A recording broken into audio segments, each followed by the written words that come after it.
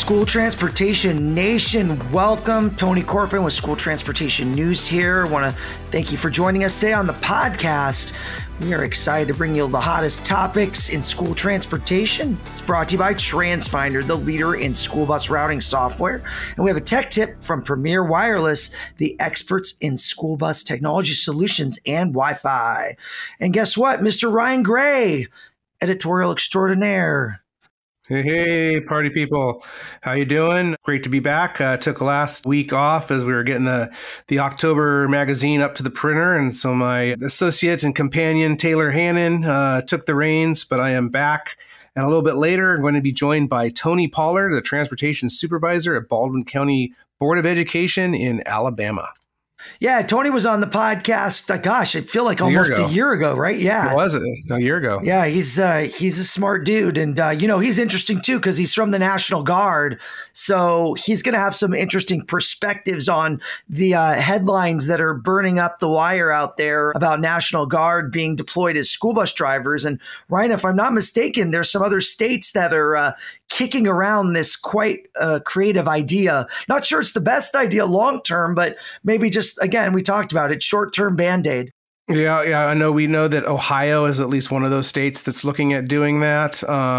Could be some others. We're taking a look at what all the states are doing, not just in terms of National Guard, are they going to call them up, but what else they're doing to how to try to address the driver shortage. For example, the state of New York, the new governor there, Kathy, I'm going to murder her last name. If I apologize to her off the bat, because it's Hochul.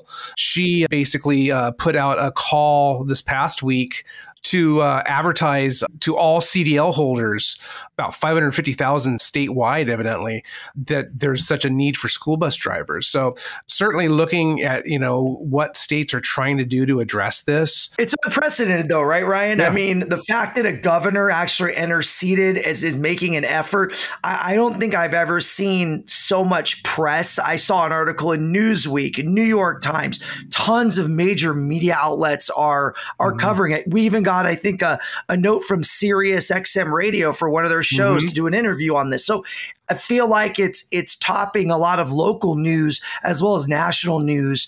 The school bus driver shortage emergency. It's just it's a pandemic, and I'm not sure there's any end in sight. Yeah, one of the things that, of course, that we're seeing out there in the media, and it has to be expected, is we're not getting down to the root causes of what is going on and why there is a driver shortage.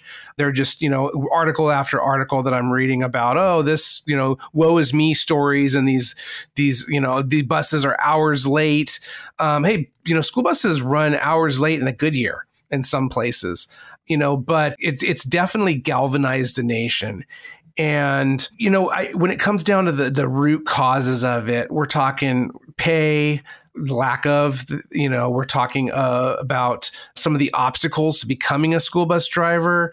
And of course, COVID throws just a monkey wrench into everything. And, Tony Pollard will be on in a little bit, and he's going to tell more about how he's seen it affecting him down there in Alabama. But there's just, some of these systemic issues that are at play. And I mentioned obstacles to becoming a school bus driver. I think everybody in the people transportation industry will agree that there are some obstacles. And again, every state works it a little bit differently. There are certainly states that have state certified instructors on staff at the district that are maybe bus drivers themselves or the assistant supervisor or whatever, and they can do a lot of that training there. Other states, they have to send them out to driving schools.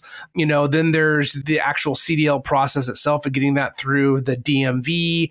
We saw a lot of the DMVs closed throughout the pandemic, certainly when all the stay-at-home orders were in effect. So there was already a big backlog before COVID-19 in trying to get school bus drivers certified and then get their behind the wheels test. So, all these delays, they add up. And it's been kind of a recent revelation that a lot of school districts as well as bus companies are now paying their drivers throughout the entire applicant process. That hasn't always been the case. And it makes sense that, why would you want to train for such an important job and not get paid? Because it could take, in a good cycle a couple weeks. Ryan, the pay though, right? Like, let's be honest here. Pay, there is a massive disparity in what commercial drivers get paid. Oh, yeah. School bus is at the bottom of the barrel. And that's what it always comes back to. I mean, it's the pay, and until you can pay them commensurate with the responsibility. And we've been writing about this for, ever since I've been around for almost 20 years, and very, very smart folks in this industry who've been around for much longer have told me, Ryan, it's a pay issue. And granted, yes, there's other things there. Check out my column that's coming out in a week or so in the October issue, and I talk about this a little bit more. But we hear this, over and over again. The money needs to go to the classroom first. So what's more important here? What if we utilize more of this money to give to drivers instead of, another big hot topic right now is paying parents to take their kids to school instead of being on the school bus. We could talk for days about this, until school bus drivers get paid at a wage that they can have a living wage. Forget working 4 hours a day. If they can get 8 hours a day, and districts actually make a concerted effort to cross-train and find homes for drivers. Okay, maybe they can't be driving a school bus 8 hours out of the whole day, but you're telling me you can't find other opportunities, make these people paraprofessionals? A lot of them already are. I mean, can they work in the classroom? Can they work elsewhere on the school grounds? Make it a career. And a lot of people have forged the career, but this is long time ago. We saw issues with this in California coming out of the Great Recession with some things that were going on there where some changes in some regulations and whatnot really kind of detracted the pathway to becoming a school transportation director. Now what we're seeing is now this is, kind of spreading like wildfire, and it's tied to the school bus driver issue because we're short, we're drastically short, and we're losing drivers. And what happens is now you've got new ideas bubbling up. I mean, you just touched on it. Paying parents to drive their kids to school. Are you kidding me? Like, you can't give the drivers money, but you can give the parents money. That's our tax dollars going to that. What? Are you kidding me?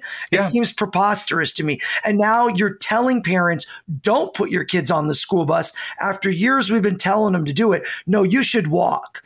And now kids are having to, right? Out of necessity. What about offering drivers tips? How about something like that? Could parents pool together? I know my school is always hitting me up for money. Make a donation for this, a donation for that. How about tip your school bus driver? What a concept. You can tip your Uber driver. You can tip your DoorDash driver. Why not tip the school bus driver? Maybe you can't. I don't know. The system maybe isn't made to do that, but I think everything's getting thrown out the window. We got to get creative. Now, what about parents paying for their own drivers? I mean, it's a push. That's happening. I mean, we've seen an evolution of what school transportation is, and this is pre-pandemic, where we've seen the rise of alternative transportation and transportation network companies. Obviously, there's been transit has been a very how could I put this politically? A partner, quote unquote, that is kind of killed at arm's length by a lot of people in the people transportation. But there's just, the reality is there needs to be different options and alternatives. School buses cannot service everybody. I've written about this before where, perhaps it's time to really focus on the students that most need the school bus. And we're talking students with special needs, especially those in disadvantaged communities. 60% of, school bus riders are from disadvantaged communities. So, the ones that really need the rides and don't have the wherewithal to have their parents pay for, transportation network companies or some of these other things. Students with special needs, talking about the parent pay, that has always been an element of under an IEP or, from the Individuals with Disabilities Education Act, where if a lot of school districts will actually pay parents to transport their children because they cannot provide the service that is required because of that student's disability or need. So, but now we're just seeing it expand to just be kind of this big solution, one-stop solution for everybody. Ryan, clearly the school bus driver shortage emergency, it's real, right? And everybody's looking for ideas. How do I solve it? How do I address it? In many districts, they're using technology. And one big idea, TransFinder's award-winning Route Finder Plus routing software. It helps you find efficiencies, consolidate routes, eliminate the number of drivers you need without any negative impact. That's because Route Finder Plus uses artificial intelligence optimization. Combined with your staff's institutional knowledge, routes can be redrawn to have minimal impact on your community. Let TransFinder help search for drivers for you too. They recently did a webinar talking to drivers, how they love their jobs. If you're curious about being a school bus driver, they've got great resources available to you. Go check that webinar out. Email them, getplus@transfinder.com. Write driver in the subject line. Let them know we sent you so they can get you those resources. Don't forget to pick up the phone. Give them a call, 800-373-3609. Guys, we are days away from STN Expo Indianapolis. The team is flying out. We're ready to go. The pallets have been shipped. Badges have been printed. If you're thinking last second, man, I can go to STN Expo Indianapolis, we would love to have you join us. Come out, JW Marriott, downtown Indy, October 1st through the 5th. We'll take care of you. We got lots of great sessions, lots happening. Just show up. We'll register you. We got you covered. If you can't make that, we also have transporting students with disabilities down in Dallas, Texas, Frisco, a little suburb there. It's November 17th through the 22nd, as well as STN Expo Reno, December 4th through the 9th. Lots of that info, stnexpo.com or tsdconference.com for all the details on all the great in-person conferences, networking, classes. I know you got big issues you're facing. Take a minute, little personal development, professional development, network with your peers. You'll come back refreshed amongst all this stress. Highly recommend it. Ryan's put together a great schedule. I cannot recommend the content enough that he puts together. All right, guys, that brings me to this week's tech tip, brought to you by Premier Wireless, the experts in school bus technology solutions. Wi-Fi is everywhere except on the school bus. Premier's ConnectEd bus Wi-Fi solution turns travel time into extended learning time by enabling students to study while riding the bus to and from school, making them better prepared for class and improving those test scores. Plus, the Emergency Connectivity Fund provides the necessary funding to add Wi-Fi to your school buses. If you miss the first window, there's a second application window opening now, September 28th, running through October 13th. Be sure and take action now.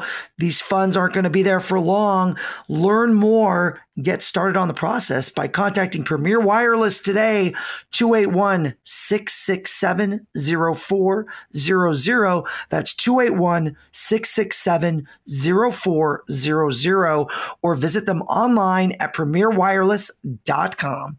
All right, next up, we have our friend Tony Pollard, Mr. Ryan Gray talking. Looking forward to them discussing what's happening in Baldwin County, Alabama. Let's welcome to the School Transportation Nation podcast stage, Tony Pollard, the Transportation Supervisor at Baldwin County Board of Education in Alabama. Tony, how you doing today? Yeah, representing Alabama. I'm doing great. Roll Tide, right? Yes, sir. Roll Tide. I'm doing great. How are y'all doing today? Weather's great here today, so that's awesome. Very, very good. And I understand that you're on the mend. You had some shoulder surgery recently, so I did. Hopefully that's doing well. You gotta get that shoulder back in shape because you need to drive some routes, don't you? That would be. They may not want me on a route right now for sure. So that is, it's not so much the elephant in the room because everybody's talking about it. Everybody's feeling it. The driver shortage right now. I mean, it's going hog wild, to borrow an expression there of one of your SEC opponents. We are seeing so much traffic on our website, on our social media channels with regard to any of the articles that we're doing about bus driver shortage. Everyone's talking about it. What I wanted to talk to you about today is folks might know that you have a military background You've been a friend of ours for several years now, and we did an article with Tony, on Tony, I guess it was, with our TSD conference a few years ago. So I kind of shadowed him and got to know him and talked about his military career. And you're in the National Guard. Yes, sir. And the National Guard, speaking of which, good segue, that has been in the news a lot in terms of school bus drivers. A couple weeks ago, Governor Charlie Baker in Massachusetts announced that he was calling up 250 National Guards troops to serve as school bus drivers to, I think, drive in about 4 or 5 districts. We had the superintendent from one of those districts on a couple weeks ago and spoke with you about that. And I wanted to get your take on, using National Guard troops for school bus drivers. Right now, obviously, people are just looking for any solution they can. You do this for a living on the weekends anyways. Where do you come down on using National Guards troops for school bus driving? Well, I'd like to speak to the heart of the matter if I can, just for a second. Sure. Mm-hmm. COVID has affected everyone massively. And a group of drivers are more retirees and things like that. They're not usually young people. We've lost 2 drivers in the past month who never started driving because they were affected with COVID. So when I hear people saying, let's try these other avenues, I love it. It's a great idea. I do have concerns when you're calling the National Guard guys because you're looking at a pool of people that are usually young, and we're going to throw them on a bus with high school kids, middle school kids, and I would be concerned about that if the district did not take due diligence in training them properly. My daughter was in the National Guard as well, and she has her bus license. She got it at 19 in the military. So the driving part is not a concern. My concern would be dealing with discipline issues, how to handle special needs students, really working military provides a different type of service. Education provides a service from the heart, and the military provides a service of protection. And usually military people are very caring and understanding, but also you put them on a bus with 50 or 60 elementary kids, I would be kind of leery personally if you didn't have the right person on that bus. Yeah. And in all fairness, what's happening in Massachusetts, at least when we're recording this, though, the one state, because there are other states that are interested in doing this, yes, but Massachusetts is using them on what they call 7D vans. So they have basically what people would consider non-conforming vans, but they're a special van in Massachusetts. It's been used for years, and they're used as school vehicles. So they're driving them in vans, not on, large school buses, not with, 60, 70 kids on them. But, we know that at least one other state, Ohio, is looking at this. And in terms of the training, I know in Massachusetts, I think they're getting about 2 weeks training. So by the time this airs, I think there should be let loose and they're going to be on the roads. Talk a little bit about training and what you guys do in Baldwin County, which is there across the bay, I think, from Mobile, down in the southern part of the state near the Gulf. We hear oftentimes that it takes about 2 weeks to get your CDL, but we know that there's a lot more to it than that. That might be the aspect of driving the bus. And like you said, now National Guards troops drive buses. They drive school buses, but they're transporting troops back and forth, right? So it's a different ball game. Talk a little bit about the training that you guys do, the training that the state of Alabama requires to, get a driver from having that CDL that can technically drive a school bus to the point where they can actually, you have confidence that they have all the training that they need, that they can transport students safely and effectively. Well, I can speak for our school district, and the state does require you to get your license, obviously, like any state would. But that's really where it stops. Any kind of management training that needs to come from the district, which is fine. We have a plan in place. We've kind of implemented 3 years ago because we don't want to lose drivers. And that's the crux of the matter here, is that I think many states, and I can speak for Alabama, we're training drivers and we're putting them on a bus. But did anybody teach them how to handle certain behaviors? Did anybody teach them how to manage certain disciplines or how to really provide, you can't just treat it like your own child, because that child doesn't come from your upbringing, So you have to give those children, you have to learn to work with different personalities, work with a diverse population. And that's what we do, a great job of that. We won't just put them on a bus. Even now, we're very short. I'm missing 10 drivers in one feeder pattern that has like 30 buses. So we're having to sub those buses out all the time. Had we not provided that training, a lot of these subs would have already quit. I mean, so that's our goal, is to retain people. You're not going to retain people in the bus driving business by paying them more. It's been proven. You can't do that. You got to do it in a different way. So let's train them how to work with children. Let's train them how to work with the adults on the campus. And we really do a good job. I feel as if we do a good job of that in Baldwin County. We spend time with them. We have bus driver management class, and we teach about personalities, diversity, really the DISC method as a whole, to understand when they're on a bus, you got to handle personalities in a different way. And you can't just always handle them the way you did your own children. Great point. And back to, you had mentioned special needs too. That's a whole different, element that gets added there. So certainly, hats off to some states that are trying to think out of the box, but there's a lot more to it. And it's one of those things, like, you think you're solving one problem, but are you creating 10 more? So now you just mentioned you're down about 10 drivers right now currently. And that's, you said just in one feeder system. So I submit a report every day to the superintendent's office. We are down like 20 plus drivers, and we have 310 routes. Okay. That's a lot. You understand bus routes. It's just not one route. A lot of times, to make it the most efficient run, it's a double run. They go run a run and come back and pick up another load of kids. So in this one little area that I was discussing, when school first started, 5 of those drivers were out for a myriad of reasons. We call COVID going on vacation because we don't want to mention them by name. So every one of those routes were like double runs. So all of a sudden they become quadruple runs. And had it gotten any worse, I was going to be on a bus, which I don't mind driving, but I need to be available for accidents. Where our district is 2,200 square miles, I need to be on the road listening and helping where I can. But it was so bad. The superintendent said, if you're an administrator or principal and you have a bus license, you're driving the bus. And those things have kind of leveled out, but we still haven't filled those positions. We just got some people back, and then some other people went out. And every district in the state, United States, is dealing with that. It's a worldwide concern right now.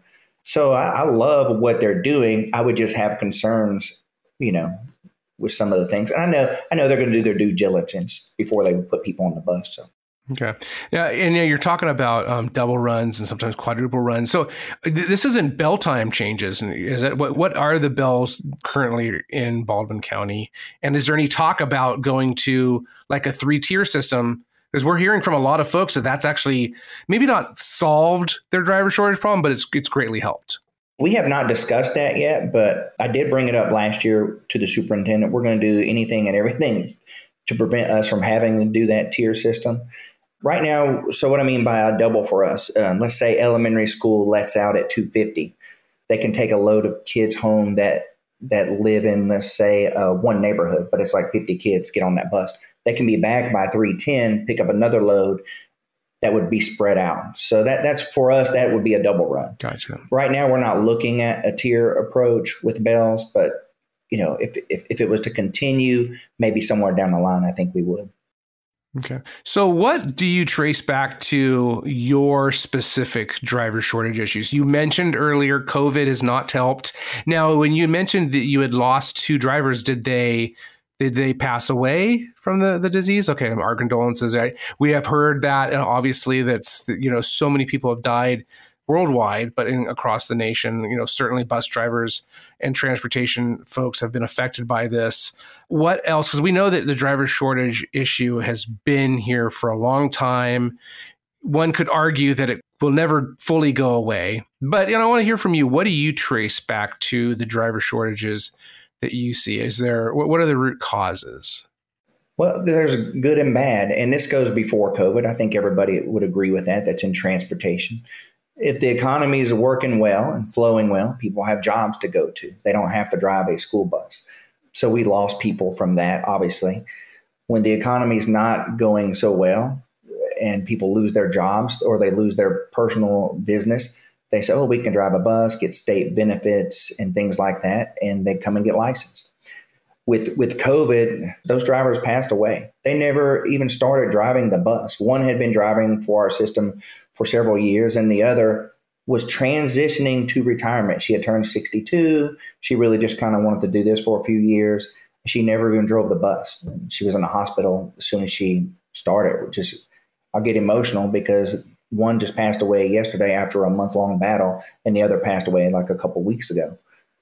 Nobody wants to lose anybody, but everybody needs drivers. So people are scared. I know a few of the drivers that came back this year, they didn't want to drive last year because they were nervous and scared. They didn't want to get sick.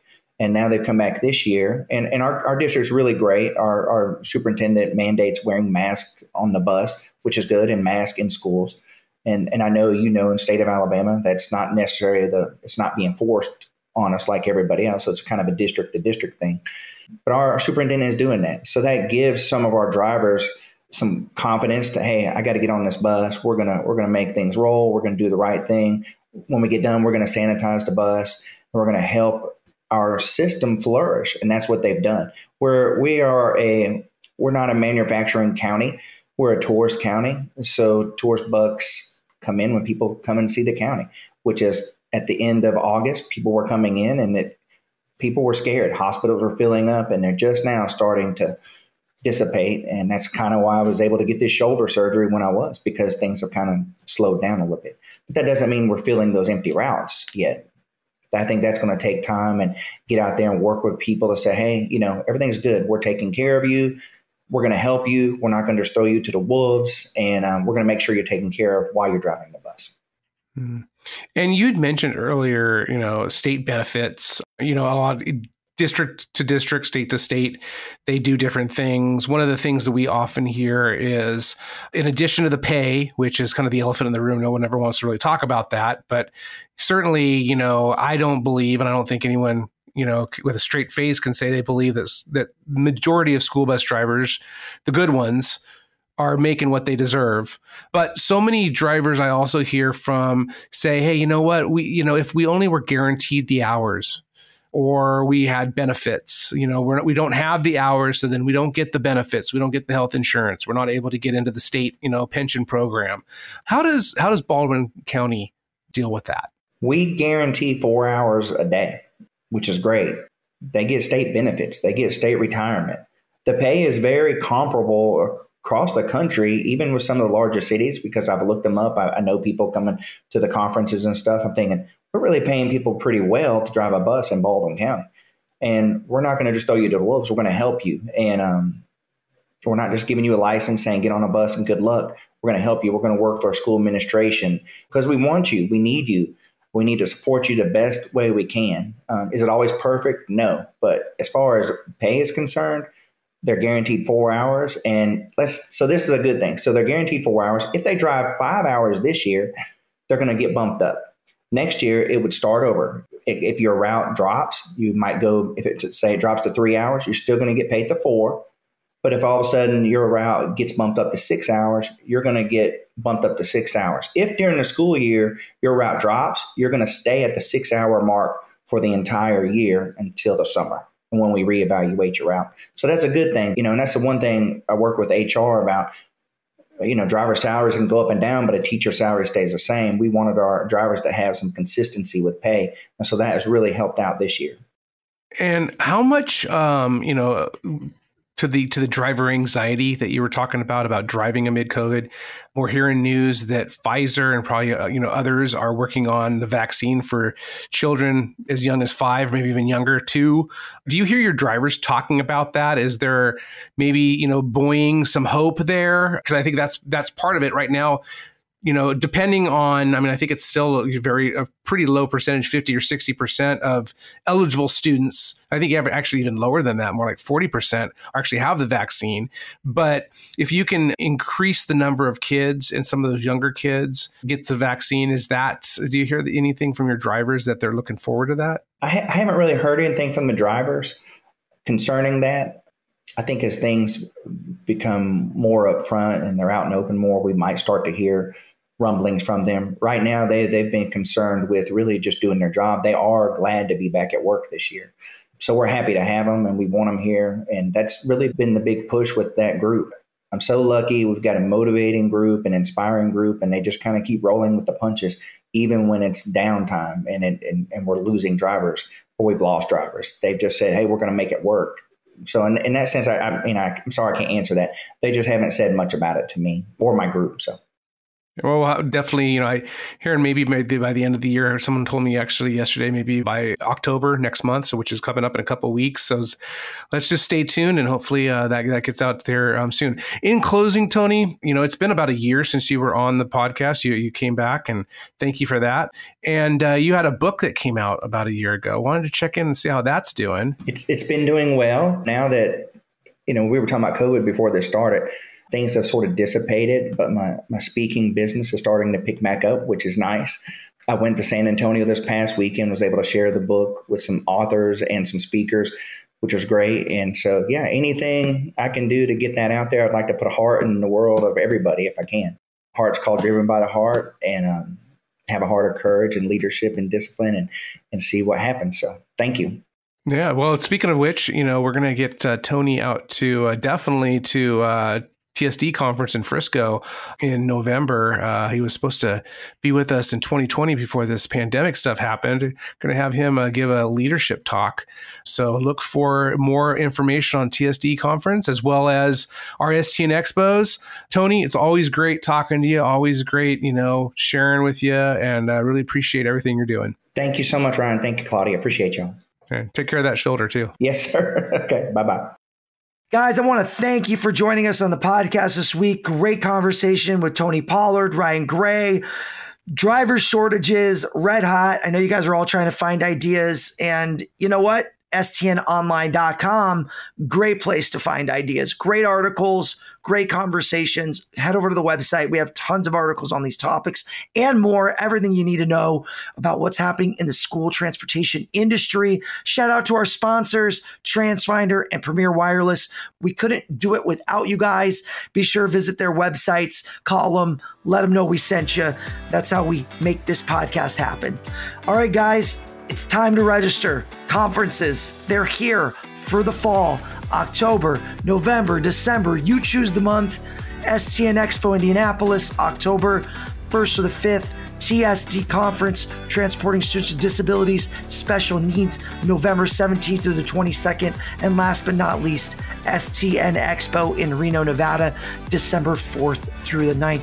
STNexpo.com for all that information, or TSDconference.com. Subscribe, stream, review the podcast, tell your friends.